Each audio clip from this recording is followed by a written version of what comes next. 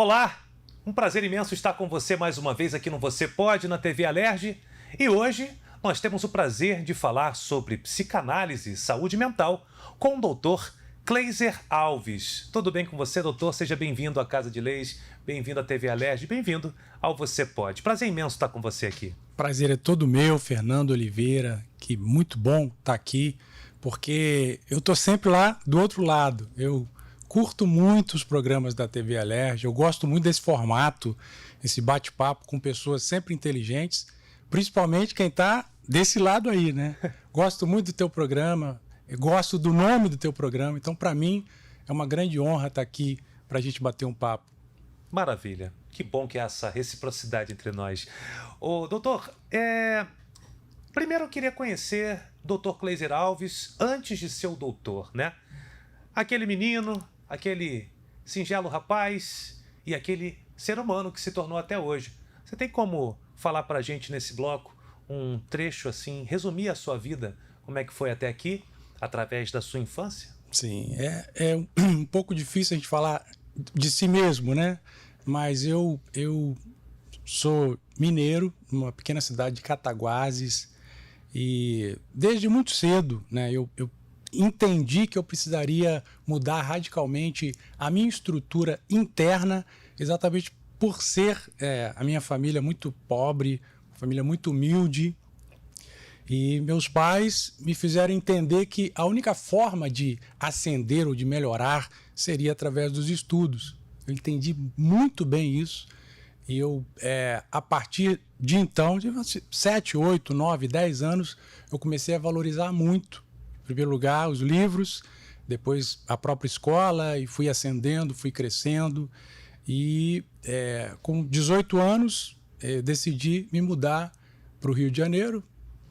E aqui eu continuei essa minha trajetória em busca de melhorias, é claro, né? Costumo dizer que Jesus salvou minha alma, mas os estudos salvaram a minha vida, literalmente. E aqui eu fui partilhando, eu fui compartilhando até mesmo daquilo que eu necessitava, daquilo que eu precisava, sempre estudando, sempre valorizando os estudos. Fiz a minha primeira faculdade de letras, fui professor há algum tempo, mas entendi que precisava continuar avançando. Eu fiz psicanálise até para entender um pouquinho a mim mesmo, né? Entender sobre a minha trajetória que ficou para trás e um pouquinho daquilo que eu precisava para avançar. Continuei estudando, fiz a minha terceira graduação, que é teologia. Meu pai era pastor, eu sou pastor também. E continuei estudando, parti para a minha quarta graduação, porque desde cedo eu sempre gostei muito de leis. Talvez essa minha proximidade com a TV Alerj também pode ser por isso. E me formei, hoje sou um advogado, continuo estudando, estou fazendo a graduação de administração de empresas e sempre optei em ajudar pessoas. Desde o início eu entendi, até de uma maneira simbólica, vamos dizer assim, de que o meu chamado era impactar positivamente a vida das pessoas. E quando você diz ajudar as pessoas, seria através do direito, da psicanálise, ou de outra forma, ou de todas essas formas? Aí que tá, Fernando. Eu enxerguei que tudo aquilo que eu fazia, de certa forma, envolvia as pessoas. Primeira graduação, letras, professor. O professor está diretamente ligado ao ensino para levantar as pessoas, para ajudar as pessoas. A educação, que é fundamental. A educação é fundamental, eu insisto nisso. A educação salvou a minha vida. Né? Eu vejo até alguns parentes que não fizeram essa opção que eu fiz dos estudos e hoje estão numa situação bem complicada. A própria psicanálise. O psicanalista ele atua auxiliando pessoas, ajudando pessoas. Teologia, o pastor, o teólogo ajuda pessoas. O próprio direito. O direito você se doa para alguém para resolver o problema de alguém. Né? Então, administração, para entender um pouquinho sobre a minha empresa ou as minhas empresas, até para ajudar pessoas que estão trabalhando comigo, que permanecem ao meu lado. Então, eu entendi que é como se fosse uma missão, essa minha proximidade com o povo. E aí, palestrante, escritor, eu gosto muito de estar com as pessoas, eu gosto muito de me doar para as pessoas, eu gosto muito desse contato, olho no olho. E isso foi algo que aconteceu naturalmente, não foi nada imposto, ninguém me ensinou a isso, mas naturalmente eu fui galgando e fui descobrindo o quanto é bom ajudar pessoas, o quanto é bom estar ao lado de pessoas, o quanto é bom resolver problemas. Matematicamente, né? Sempre resolvendo problemas. É assim que funciona a vida e você funciona muito bem nisso. Eu ia te perguntar, quando é que você encontrou essa vocação ou essas vocações, porém você já me disse que foi ao longo da caminhada, você foi descobrindo como ser útil, né? E acabou detectando aí a sua missão. E o porquê da teologia nos seus estudos, na sua instrução? Meu pai era pastor e na minha infância eu consegui enxergar que ele tinha muitas dificuldades em relação a alguns temas, como por exemplo finanças. Meu pai era muito travado em relação a dinheiro, ele não prosperou, ele tinha sonhos, por exemplo, de conhecer Israel, mas não conseguiu exatamente por falta de recurso. E isso me incomodava um pouco, porque a convivência com meu pai, de certa forma, me travou um pouquinho também financeiramente, né? Até por uma questão de você aprender com o exemplo, né? Talvez por ter aprendido errado, de que o dinheiro é ruim. Na verdade, era a sua referência. Minha referência. Né? Minha referência. Você nasceu com essa referência, nós não escolhemos. Agora, o mais difícil é destravar, né? Como é que você conseguiu isso? Exatamente por isso eu busquei a teologia. Eu comecei no meu estudo da própria Bíblia, né? Aos 9 anos comecei a ler a Bíblia, minha mãe desafiou a ler toda a Bíblia, de Gênesis a Apocalipse. Eu comecei, finalizei o primeiro estudo, depois a segunda leitura da Bíblia toda, e eu fui enxergando na Bíblia que não era nada daquilo, que talvez esse travamento do meu pai em relação às finanças e a outros temas também, como a proximidade com pessoas de outras religiões. Inclusive tive o prazer e o privilégio de estar aqui com a Luzia Lacerda no programa da Expo Religião. E meu pai tinha essa dificuldade desse contato com pessoas de outras religiões. Eu fui vendo na Bíblia que não existiam textos ou o contexto de que era para ser assim. Ele era um pastor, ele tinha um carinho muito grande pelas ovelhas. Ele me mostrou como é ser um bom cidadão. Ele era uma das pessoas mais corretas e honestas que eu já conheci em toda a minha vida, mas tinha esses travamentos que, de certa forma, me prejudicava. Sim. E eu não queria isso para mim. Então, eu fui lendo a Bíblia, li a segunda, li a terceira, li a quarta, e entrei no curso de teologia para aprofundar um pouquinho mais, de repente até para compreender essa questão de como foi escrito a Bíblia, na própria linguagem dele, o que muita coisa que eu não entendia, e eu passei a enxergar que o contexto é muito mais amplo do que aquilo que eu havia aprendido com meu pai.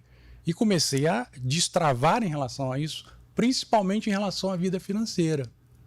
Trabalhando, galgando, investindo, aprendendo, conhecendo, fazendo cursos, e vi que a Bíblia Sagrada em si, ela ensina o oposto daquilo que meu pai tinha aprendido de errado, né? Que o dinheiro é neutro, o dinheiro não é bom nem é ruim, o dinheiro não faz mal, não faz bem, e que você precisa... somos nós que damos o verdadeiro valor ao dinheiro e a todas as coisas, né? Ou positivo ou negativo. O dinheiro, por exemplo, o sujeito que não tem dinheiro é um mau caráter. Se ele conquista, se ele consegue um pouco mais de dinheiro, ele vai ampliar o mal que ele tem dentro dele. Então o dinheiro não deturpa ninguém, ele apenas amplifica quem realmente você é. O homem é que vai dar direção através das ações, das atitudes com esse dinheiro, né? Com esse recurso. Então, o homem que vai dizer se ele vai ajudar o mundo, se ele vai acrescentar, ou se ele vai prejudicar, né? Exatamente. Direta e indiretamente. Eu acredito nisso. E entendi que meu pai não conhecia, ele não sabia. Ou No caso do seu pai, eu digo que ele prejudicou a si mesmo, a si né? mesmo. E, não ao mundo. E, de certa forma, todos nós, porque ele nos influenciou, entre aspas, assim, com muito carinho a memória dele, negativamente. Porque os meus outros irmãos não conseguiram romper intelectualmente, tá?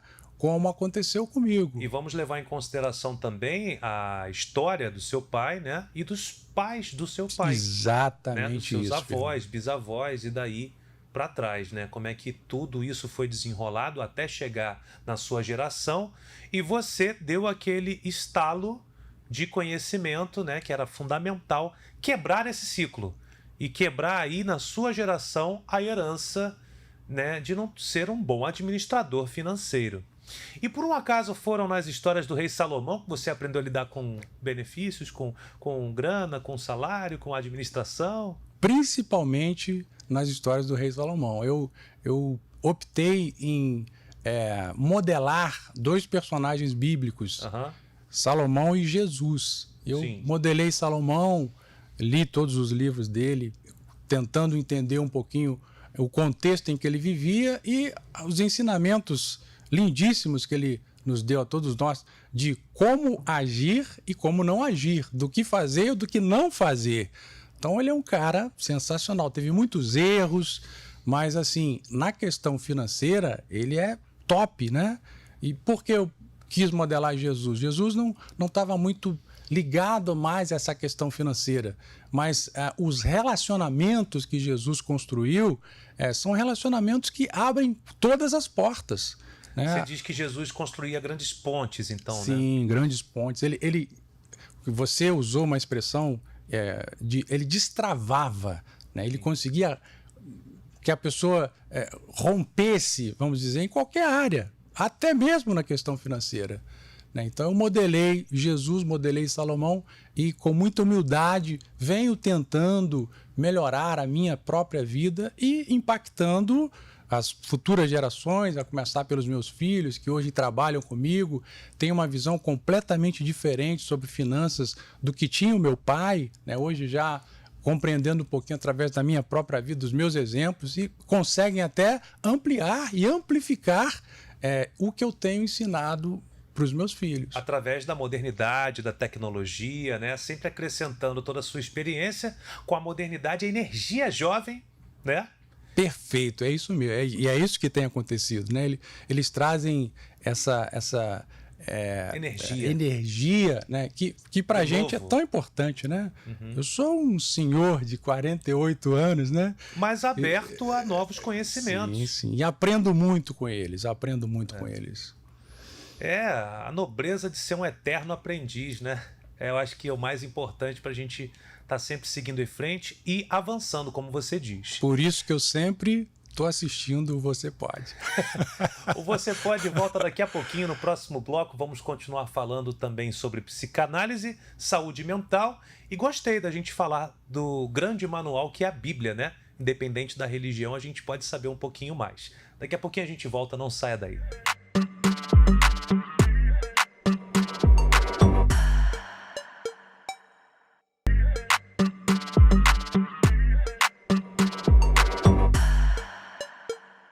Estamos de volta com Você Pode, recebendo o Dr. Cleiser Alves, advogado e psicanalista. Bom, estamos aqui diante do doutor, formado em letras, é professor, né? São tantos nichos que tivemos que escolher um, ou dois, ou até três, mas a gente poderia estar falando sobre muito mais assuntos. Você é um cara muito diverso, né? Agora, vamos falar então sobre o seu lado psicanalista.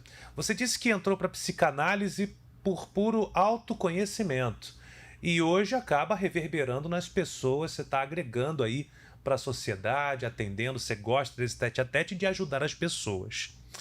Na psicanálise, quais são as grandes enfermidades ou problemas que você encontra na sua mesa no dia a dia?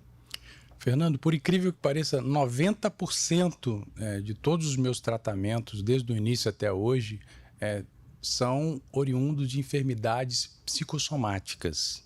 E o que são essas enfermidades psicossomáticas? De uma maneira bem simples de explicar, a enfermidade psicossomática é aquela enfermidade oriunda da mente. Ela nasce através de um pensamento, através de um sentimento, através de uma emoção que é reverberado, é amplificado, é ampliado, e isso acaba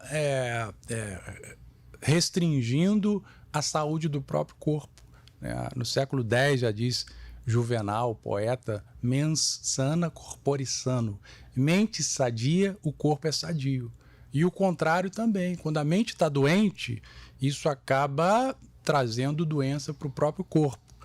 Então, não há pesquisas totalitárias em relação a isso, mas todos os profissionais da área médica e da área psique entendem que a maioria das enfermidades tem uma origem psicossomática. Você quer dizer, então, que a grande maioria das enfermidades do corpo tem origem na mente?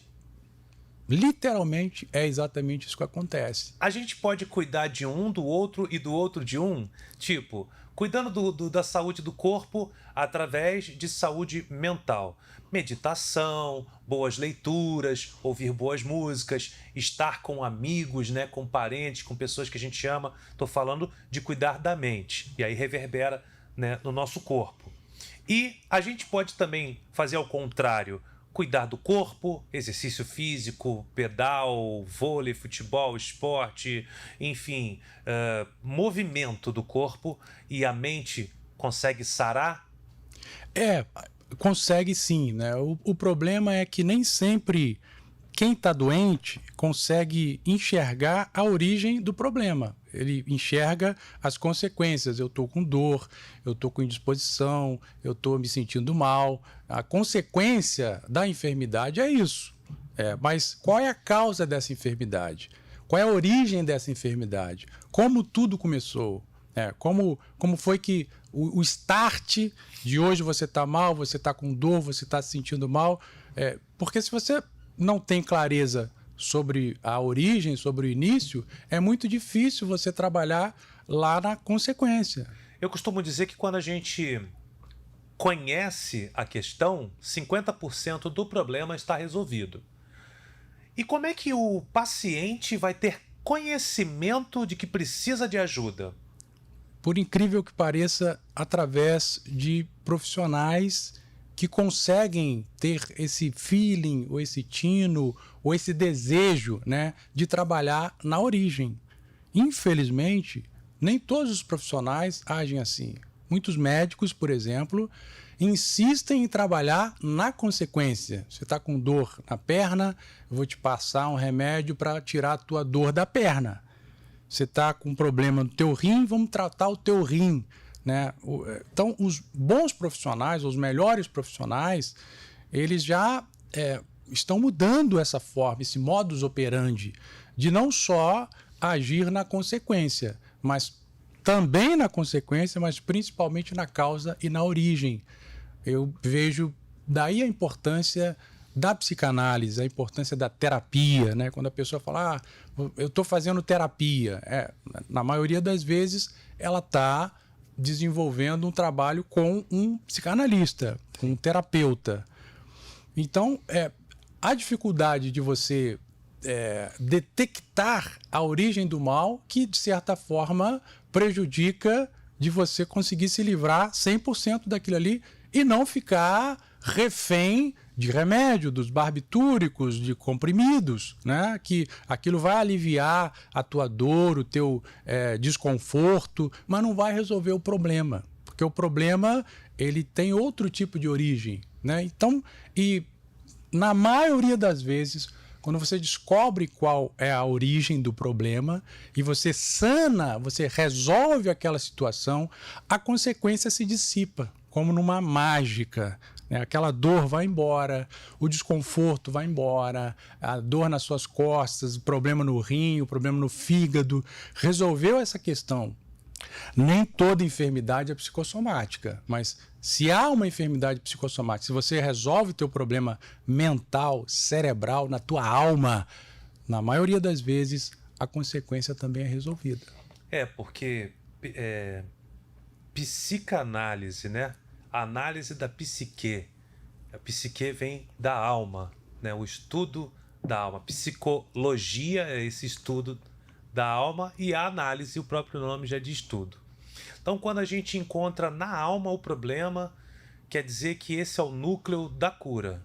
O núcleo da cura está ali, né? E nem sempre é simplório, mas é simples. Se você descobre onde está a causa, aí a gente passa para o segundo passo. O segundo passo é você determinar qual vai ser o tipo de tratamento, né? Aí eu já primeiro sei... o tipo de transtorno, né? Depois o tipo de tratamento. Boa. Quais são esses tipos de transtorno? Bom, assim, de forma... Em geral, né, rasa, tranquila. Em geral, um dos piores, ou os mais difíceis, vamos dizer assim, é a questão da depressão. Porque a depressão, ela tem várias ramificações. A pessoa deprimida, ela tem problemas não apenas na alma, na mente e tal, mas e ela acaba enfraquecendo tudo em volta dela, né? Ela acaba tendo dificuldade nos relacionamentos, ela acaba tendo dificuldade para dormir, ou ela dorme muito, ela acaba tendo dores constantes no seu corpo, sem, entre aspas, uma causa para aquilo, né? Então, a dificuldade. E a depressão pode ser considerado um problema químico, biológico, mas não se pode dirimir a relevância da depressão como um problema de sensação, um problema sensorial, um problema de sentimento. Falar, isso é frescura. Não é frescura. É uma doença, é uma enfermidade que afeta o corpo através da química e da biologia do próprio corpo. Mas é um problema também de sensação. Eu me sinto mal. Se eu me sinto mal, eu respondo a este mal através das minhas ações, através das minhas atitudes. Eu deixo de ter bons relacionamentos, eu faço mal às pessoas que estão ao meu redor, eu me tranco dentro de um quarto, eu durmo muito, eu durmo pouco, eu me alimento mal. Então, um problema gravíssimo como a depressão, ele acaba se alastrando para vários outros problemas, né, de origem não apenas mental, mas física, podendo até levar à morte. Você está falando aí, eu estou me lembrando de diversos casos de depressão.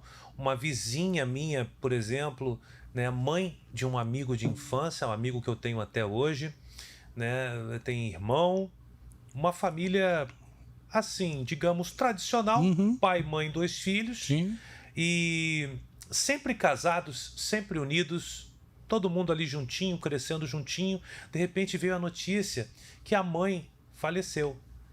E aí, eu pensando que era alguma doença conhecida, né?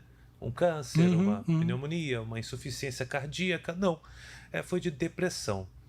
E eu fiquei até hoje com dificuldade de entender como que uma mãe, né, que está ali com a sua família, pôde falecer assim, por esse fim. E só depois que eu cresci, que eu fui entendendo questões, né, de uma mãe, fui vivendo com uma mãe, né, que eu tenho a minha esposa também, mãe de crianças. E às vezes a pessoa demonstra, porque ela era tão educada com a gente, tão boa noite, sorriso, e a gente não imaginava que ela ia acabar em óbito por depressão. Então, às vezes, a pessoa demonstra uma coisa externamente, mas o problema é todinho interno. Mesmo no seio da sua família, não sei como era a convivência dentro daquelas 4 paredes. A gente pode recordar também do vocalista da banda Charlie Brown Jr., né? Que a esposa dele tentou ajudar tanto e se separaram, aí veio a depressão, mas aí questões químicas também, como já foi dito e publicado e como você mencionou. E eu lembro também sobre uma passagem que eu mesmo tive pela depressão, que eu tinha pânico de encontrar as pessoas. Sabe por quê? porque todo mundo estava acostumado a me ver bem, alto astral. E ao contrário disso, a gente tem que responder a mesma pergunta como se tivesse um gesso no braço. Você quebrou o braço? Como é que foi, né? Quando vai para a escola, você tem que contar a mesma história para todo mundo. E eu tinha um pânico enorme em ter que explicar por que eu estava com aquela cara, por que eu estava assim. E nem mesmo eu sabia explicar por que eu estava assim. E aí eu não queria sair de casa, do cômodo, não queria atender telefonemas. E isso dá um medo na gente, um medo, um pânico. Medo mesmo, como se tivesse uma adrenalina. Só pode explicar por que acontece isso com a gente? Sim, é exatamente pelo desconhecido. O ser humano nunca se acostumou e nunca vai se acostumar com o desconhecido, né? E às vezes a gente quer meio que adivinhar o que vai acontecer. Eu vou sair, a pessoa vai me perguntar, eu vou ter que responder. Então, é a questão da ansiedade. O que é a ansiedade? A ansiedade é você sofrer por algo que não aconteceu ou que pode nem acontecer. Então, você sofre por alguma coisa que ainda não existe, né? E o fato é que a nossa dor interna, só a gente consegue medir, né? Quem está do lado não consegue, como o caso dessa senhora que morreu por depressão. Todo mundo em volta, talvez até os familiares, pensavam que ela estava bem, que está tudo certo e tal. Exatamente. E não conseguiram detectar os sinais, porque existem sinais. Quais são esses sinais para que a gente possa salvar outras vidas? Principalmente a mudança brusca em relação aos relacionamentos. A pessoa, por exemplo, é muito expansiva, conversa bastante e tal, de repente ela se enclausura, ela deixa de querer essa proximidade com outras pessoas, né? Então, no primeiro sinal, você já consegue perceber e detectar que tem alguma coisa errada ali, né? E como ajudar essa pessoa? Porque normalmente ela não pede ajuda. Ou muitas vezes corre de ser ajudada. É muito difícil, Fernando, muito difícil mesmo. Principalmente porque a maioria delas acredita que não precisa de ajuda. Tem muita dificuldade em reconhecer que tem um problema, que tem um mal.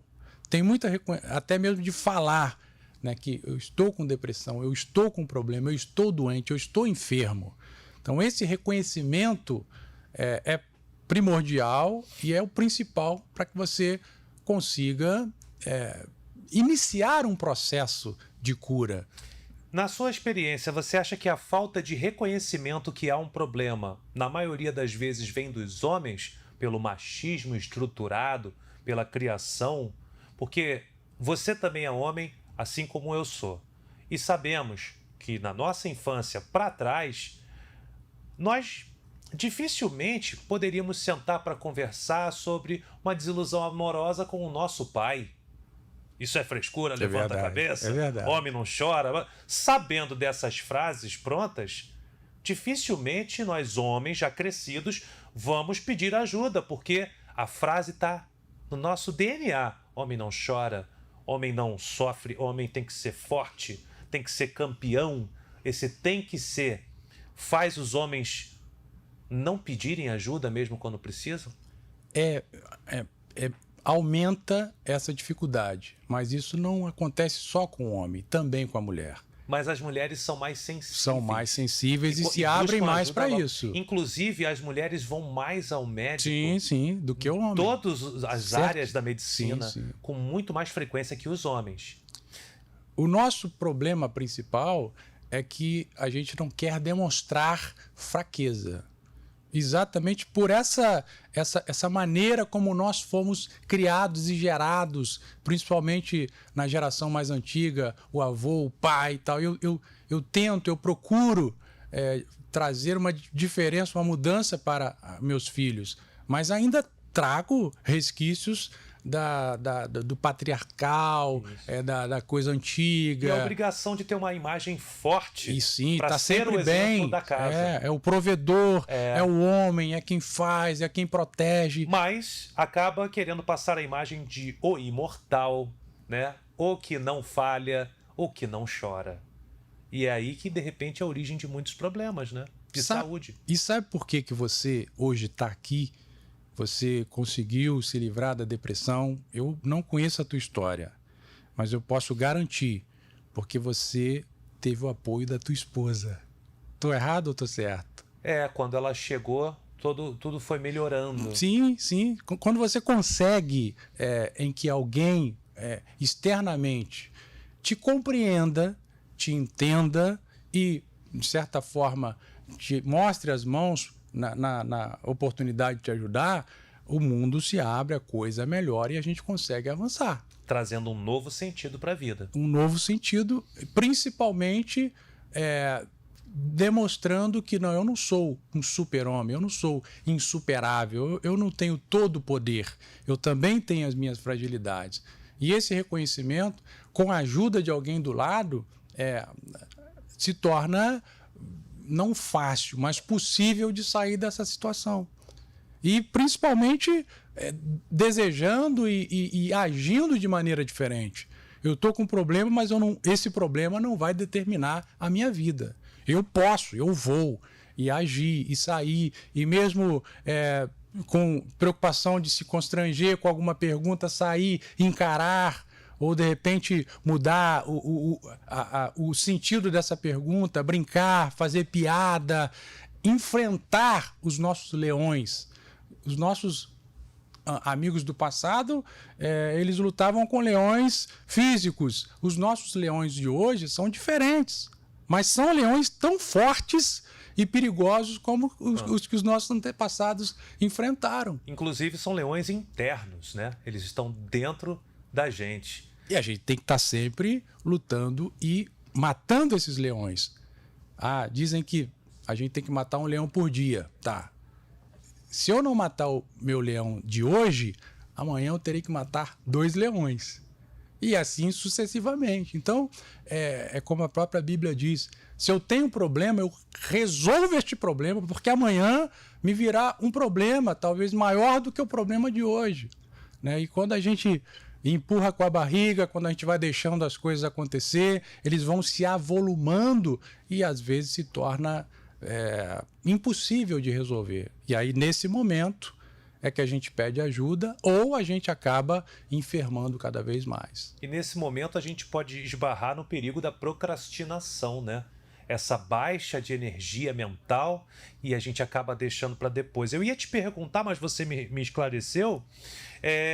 Você falou, melhorou com a presença de mais uma pessoa. E quando a pessoa não tem ninguém, eu acho que você já respondeu, ela tem que buscar o movimento, ela tem que buscar dentro de si, né? E talvez no esporte, um esporte individual, uma corrida, claro, com cuidados médicos, com liberação, né? Para saber se você pode praticar tal esporte. Quem puder nadar, nade. Quem puder correr, corra. Quem puder pedalar, pedale. Quem puder jogar uma dama na pracinha, jogue, né? E é uma das formas de buscar solução sozinho. Às vezes um conhecido nosso se tornou viúvo ou uma viúva, né? E não está disposto a casar de novo, arrumar uma outra pessoa, está naquele momento do luto, mas ela precisa se tratar. Então, uma dessas formas de se cuidar sem ninguém do lado, às vezes uma idade avançada já não tem mais aqueles amigos, aqueles parentes, né? Então temos que encontrar esse caminho solo. Talvez, Fernando, talvez seja por isso que eu gosto tanto da TV Alerj. Um programa como esse, olha como traz, porque o conhecimento, ele é libertador. Mais do que isso, o conhecimento gera poder. A falta de conhecimento escraviza. Então a gente está batendo um papo aqui e o grande desafio é mostrar para todas as pessoas, eu tento fazer isso, impactar o maior número de pessoas, de que a vida vale a pena, que é muito bom viver, que é um presente de Deus, que é maravilhoso você poder levantar pela manhã com o brilho do sol entrando nas frestas da janela. Como é bom, hoje pela manhã eu acordei, e às vezes eu acordo desse jeito, com um espírito de gratidão tão grande, porque eu ouvi os pássaros cantando. Né? Quantas pessoas gostariam de ouvir e não ouvem? Então, o nosso desafio como pessoas que querem o bem da humanidade, o que eu e vocês estamos fazendo aqui, é impactando positivamente a vida da humanidade. de tantas pessoas que vão nos assistir através da televisão, através dos canais de internet, e dizer a ela, mostrar para elas que a vida vale a pena, que você pode, que é bom viver. Então, toda enfermidade, ou psicossomática ou não, é apenas um problema que você tem que resolver. É o leão que você tem que matar hoje, porque amanhã você tem que estar bem, que virão outros leões. Então, esse conhecimento que você, através do teu programa, transmite para as pessoas é fundamental, porque às vezes uma palavra, um ensinamento que você dá, que eu dou, que alguém dá, pode ser o start que aquela pessoa precisa para se levantar, para ir para a pracinha jogar dama, para ir para a academia, para cuidar do próprio corpo, para investir na sua própria saúde. Então, continua, cara. Continua. O que você está fazendo realmente é muito bonito. E a gente precisa pulverizar essa informação de que você pode, vale a pena, a vida é linda, você é especial, porque essa é uma realidade que a gente tem que difundir para todas as pessoas. E no próximo bloco, vamos continuar falando sobre como você é muito especial e você pode tudo o que você quiser. Não saia daí.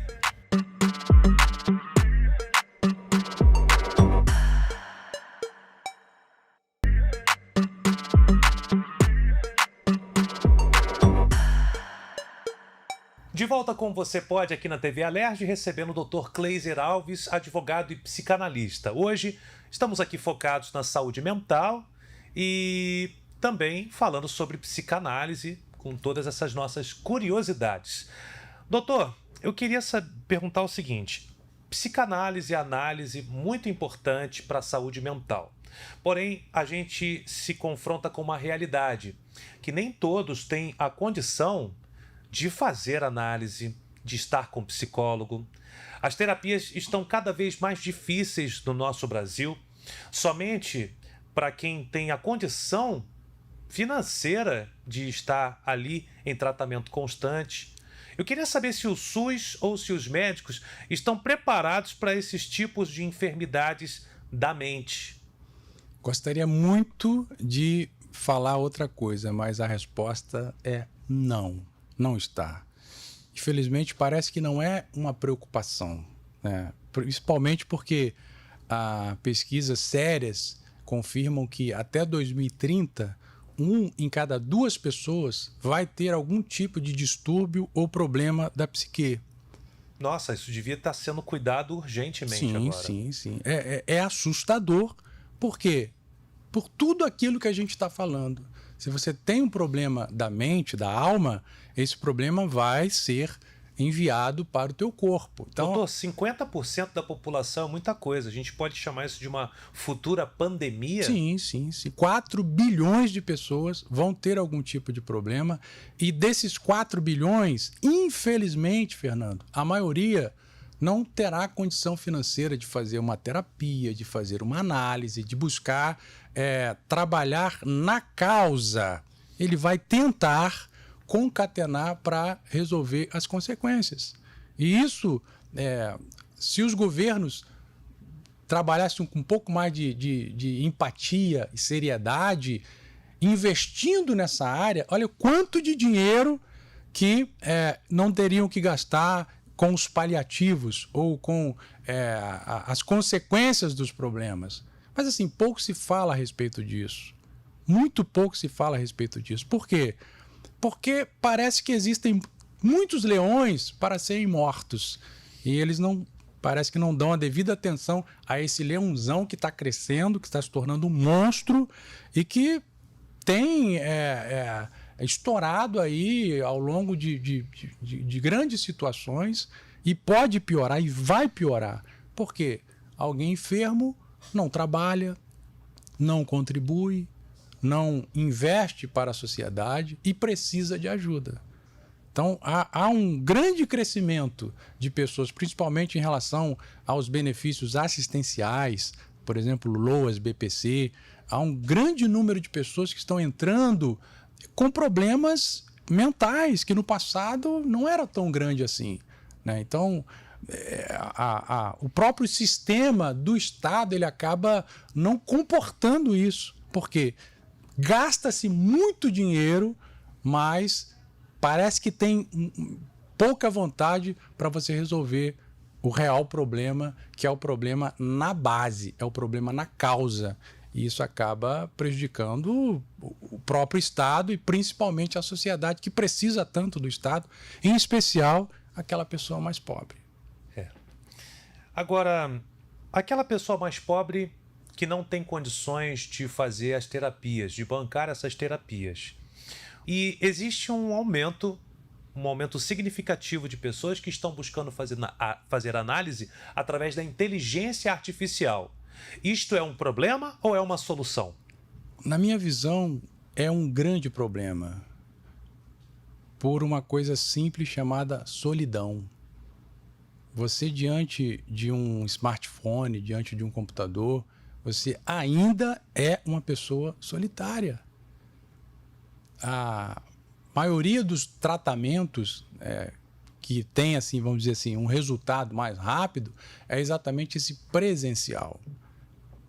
A maioria dos tratamentos que a pessoa consegue sair daquela situação é quando encontra um bom profissional, um médico capaz de auscultar o paciente, não apenas vê-lo como um número. Às vezes você entra para ser atendido, o médico nem olha para a tua cara. Né? E tá ali, toma esse remédio, tá tudo certo, você vai embora. Então, como é que a pessoa vai conseguir sair dessa situação se ela não tem esse apoio que tanto precisa, que tanto espera? Então, é um paliativo que, ao meu ver, é negativo. Por quê? Porque te isola cada vez mais, principalmente se essa pessoa consegue algum tipo de resultado, por menor que seja. Eu ia te falar isso. Eu ouvi dizer que as pessoas estão conseguindo resolver algumas questões, mas pelo que você está dizendo aqui, não é a solução completa da questão. Começa por essa solitude, né? E a solidão pode ser o grande vilão da saúde mental nesse momento. Sim, ela precisa de gente. Ela precisa de sentir, ela precisa de olhar, ela precisa de ser vista, de ser olhada. O que é a terapia? A psicoterapia é a cura através da conversa. Deixa eu repetir.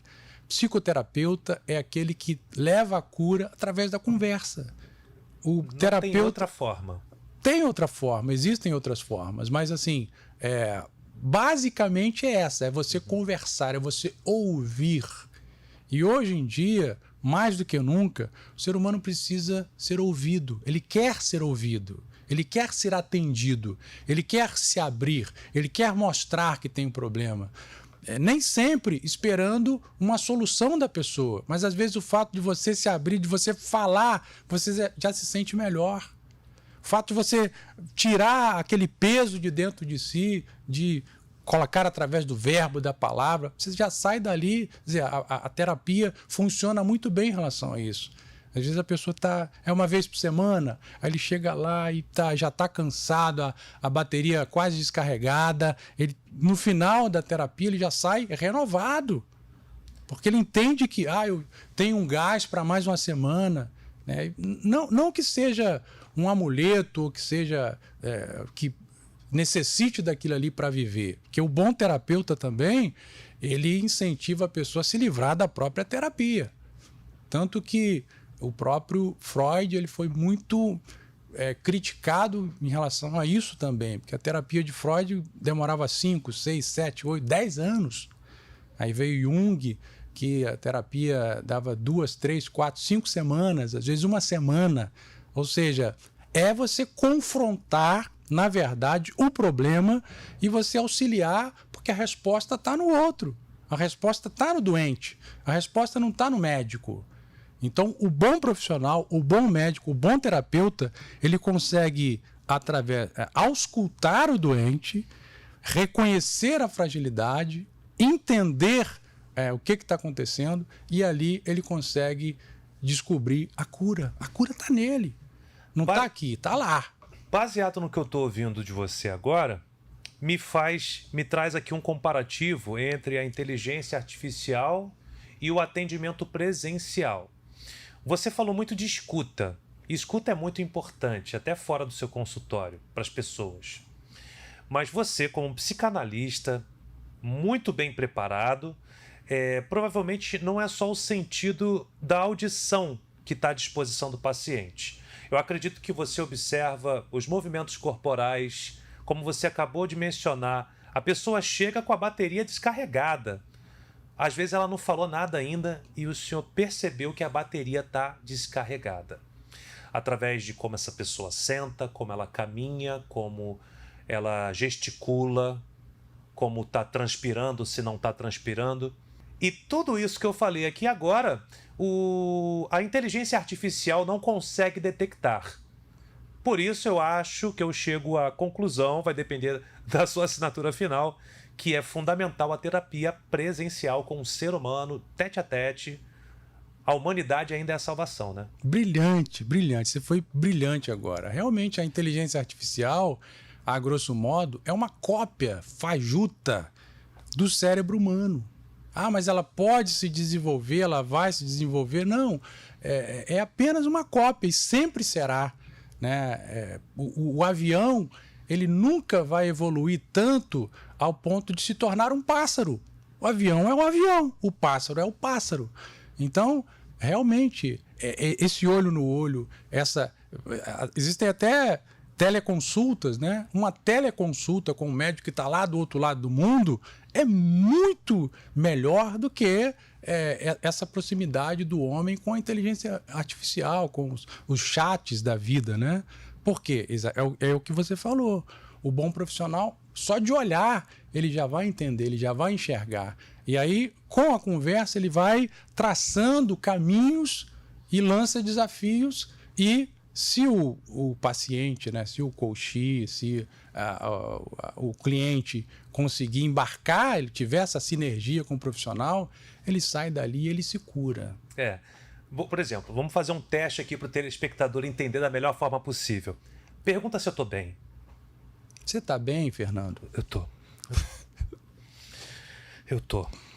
Foca aqui em mim a câmera. Ó, eu tô bem, doutor. Tô ótimo. Tô ótimo, tô bem. Agora, se perguntar novamente... Você tá bem, Fernando? Poxa, graças a Deus. Saudade de estar aqui mais uma semana com você, nessa análise. Que bom. Eu não sei nem o que falar de tão bem que eu tô, né? A gente percebe a diferença. Com certeza. Porque a pessoa pode falar, mas você vai analisar naquele corpo, porque são várias formas de comunicar. Tem a comunicação não verbal. Então essa é a importância desse tete-a-tete do presencial. 70% a comunicação não verbal, 70%. Olha aí, mais que a metade. Então, como é que as inteligências vão detectar isso, né? É realmente extremamente importante. Agora, só precisamos encontrar uma forma, doutor. Aí é um apelo que eu faço aqui, né? Das terapias serem acessíveis a todas as condições sociais. Será que existe uma ideia, algum projeto, alguma coisa que possa nos trazer essa esperança? Existem profissionais como eu, por exemplo, que fazem pro bono, que tratam pessoas gratuitamente. Já fiz muito, mas muito, e continuo fazendo. Ontem mesmo, uma conhecida minha está com um problema sério, questão financeira, com a família, e não tem condição nenhuma, né, de pagar uma terapia. E já conversamos, já combinamos. Então, eu acredito que todo profissional dedicado e que compreende a realidade da vida, ele se coloca também para ajudar o próximo. Mas, doutor, por um acaso isso não se esbarra com a ética do conselho? Não, porque nós temos independência, né? E, é claro, a gente precisa viver, a gente precisa comer. Não vamos fazer 100% de pro bono. Sim. Mas esse pro bono que você faz, na maioria das vezes, aquela pessoa que conseguiu sair dessa situação, que não te pagou nada, ele se torna... ele não vai te ver apenas como um bom profissional, mas ele vai ser um exemplo e ele vai ser uma propaganda ambulante de você. Tô entendendo. Eu já fiz pro bono e a pessoa trouxe 3 pessoas da família dela. Não na mesma condição de pro bono. Não, Bom, Entendi. eu fiz lá, eu tô melhor. Mas o que aconteceu com você? Um profissional assim... Claro, Fernando, a gente não faz isso pensando nisso, né? Acontece. Eu aprendi com Jesus, ele falou uma frase que a princípio eu não concordava, Mas ele nunca me perguntou se eu concordava ou não. Ele disse, é melhor dar do que receber. Melhor dar do que receber. Jesus, não faz sentido o que o senhor está falando. É melhor dar do que receber. E quando a gente para analisar e pensar, as pessoas mais ricas do planeta Terra são pessoas que resolveram o problema das pessoas. Sim. Mark Zuckerberg resolveu o problema, Bill Gates resolveu. Então, e quanto mais você resolve problemas, mais bem remunerado você é. E nem sempre essa remuneração vem através de dinheiro. Pode vir de um aperto de mão, ou pode vir de passar para pessoas aquilo que você fez. Repito, a gente não faz esperando nada em troca, mas é natural. Cada ação tem uma reação. E sempre que um bom profissional faz um bom trabalho, esse trabalho vai reverberar e, na maioria das vezes, vai trazer coisas positivas. É a lei da semeadura. Você acredita, doutor, então, que sucesso financeiro, ter dinheiro, é energia? Ter dinheiro é energia. E energia é ter dinheiro. É uma via de mão dupla. Porque o dinheiro é uma boa consequência de um bom trabalho e daquilo que você acredita. Se você acredita em algo, se você coloca a sua energia, se você coloca a sua força, a maioria das vezes isso vai reverter para você através de dinheiro. E a gente poderia até caminhar para o assunto empreendedorismo. Caramba, a partir daí, né? Que legal. Porque a gente coloca a nossa energia no trabalho quando a gente tem um patrão e garante o sucesso dessa empresa, consequentemente o sucesso desse patrão e a continuidade do emprego registrado do cidadão ou da cidadã. Sim, sim. E quando a gente coloca essa mesma energia no nosso talento e a gente encabeça um negócio, porque o empreendedorismo deve ser fomentado mesmo, gera muitos empregos, são pessoas pequenas, mas muitas pessoas pequenas juntas fazem coisas gigantes. Aí. Então, é sobre essa energia do dinheiro. Por que eu estou falando disso? Porque às vezes a pessoa ela recebe todo mês numa data certinha, ela tem mesada, ou tem um benefício, ou tem um provedor bom dentro de casa e generoso. E eu já notei que muitas pessoas não conseguem dar certo financeiramente. Vamos voltar lá no seu pai, que com certeza foi um trabalhador, foi um cara que estava sempre em movimento, e você mesmo citou aqui que financeiramente não era um bom administrador, não era um sucesso. Você acha que isso é por causa somente das atitudes ou da energia? Às vezes a gente reclama muito. Esse tipo de energia que a gente está falando. Eu vejo duas vertentes. A primeira delas, por que meu pai não prosperou? Porque ele não desejou ardentemente. Ele não desejou. E tudo que você rejeita, você repele. Se ele não achava o dinheiro um bom companheiro, o dinheiro foge dele. A segunda vertente, a riqueza, a fortuna, o dinheiro são muito exigentes. Eles te exigem um foco ou uma atenção concentrada.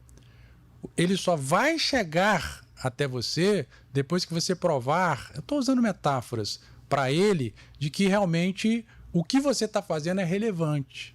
E quanto mais pessoas você impactar através do teu propósito, maior a probabilidade do dinheiro se aproximar de você. Como é que a gente consegue descobrir se o nosso propósito é bom ou é ruim? Analisa quantas pessoas serão impactadas pelo teu propósito de vida. Só você? A tendência de você fracassar é muito grande. Não, muitas pessoas, a minha família, o meu bairro, a minha comunidade, a tendência de você enriquecer exponencialmente é muito grande. Por esse foco concentrado. O dinheiro é energia, mas se eu não coloco energia no meu propósito, se eu não coloco energia naquilo que eu acredito de verdade e persevero, por que muita gente não prospera? Porque ele só tem uma pedra na mão. Ele joga essa pedra, não deu certo, vou desistir. E para. Não. História bíblica de Davi. Davi pegou 4 pedras, mas o inimigo era um só. Será que ele não podia pegar uma pedra só? Tudo bem, ele pegou 4, porque se ele errasse a primeira, ele ainda tinha 3. Errou a segunda, ainda tem 2. Errou a quarta, ele vai fugir. Mas ele teve 4 tentativas. E às vezes o empreendedor tem uma boa ideia, mas eu costumo dizer que se você, Fernando, tem uma boa ideia, pelo menos 1000 pessoas num raio de 1 quilômetro têm a mesma ideia que você. Só que apenas uma dessas pessoas vai ter resultado. Aquele que colocar em ação, aquele que praticar, aquele que colocar a energia nesse projeto. Então o cemitério está cheio de boas ideias, cheio de bons talentos, cheio de coisas boas, mas não foram colocados em prática. E a fortuna, o dinheiro, ele está te observando. Você tem 4 pedras, você já usou uma. Você vai parar agora ou você vai tentar a segunda? Vou tentar a segunda. Na terceira, talvez a riqueza vai chegar na 4ª pedra. O cara, se na terceira for embora, ele não vai chegar a ter aquilo que ele deseja. Pois é. Doutor, quero agradecer imensamente sobre essa troca de acabou. conhecimento, compartilhamento. Quando é bom é assim, uma sensação incrível de que passa rápido. Que legal, cara. E realmente 60 minutos é muito pouco, mas é o que a grade da TV disponibiliza pra gente. Depende, né, de quanto conteúdo você tem aí. Espero poder te ver mais vezes aqui. Será um prazer. Sei que poderíamos abordar diversos assuntos, mas para a gente aproveitar da melhor forma, é bom a gente focar aqui na saúde mental dessa vez. Sei que tem muito mais para a gente compartilhar. Dr. Cleiser Alves aqui no Você Pode, e eu gostaria que você desse suas considerações finais. Não esqueça de falar o seu Instagram, caso alguém queira conversar com você sobre o que não abordamos aqui nesse programa hoje. Tá bom? Fernando, foi um prazer muito grande. Te agradeço a nobreza do teu convite. Me sinto muito à vontade de estar aqui, porque eu já te expliquei, eu estou sempre lá do outro lado. Eu sou um telespectador assíduo, gosto muito, né? E espero poder ter, de certa forma, impactado positivamente as pessoas que estão nos ouvindo agora. Meu Instagram é cleiser.alves, e realmente, a gente até mencionou isso, se de repente está passando alguma situação, já tentou encontrar algum profissional que possa te ajudar, não encontrou ainda, eu estou aqui à disposição, que eu posso te ajudar no que eu puder, eu e minha equipe. Mas o mais importante de tudo, acredite em você. Se você precisa da minha ajuda, eu te ajudo, mas já vou te dizendo, a resposta não está em mim. A resposta não está no meu consultório, a resposta não está na minha capacidade, mas a resposta está em você. E você pode mais. E é com essa mensagem que a gente se despede, prometendo voltar na próxima semana, sempre a partir das 8 da noite. E eu espero por você. Até já!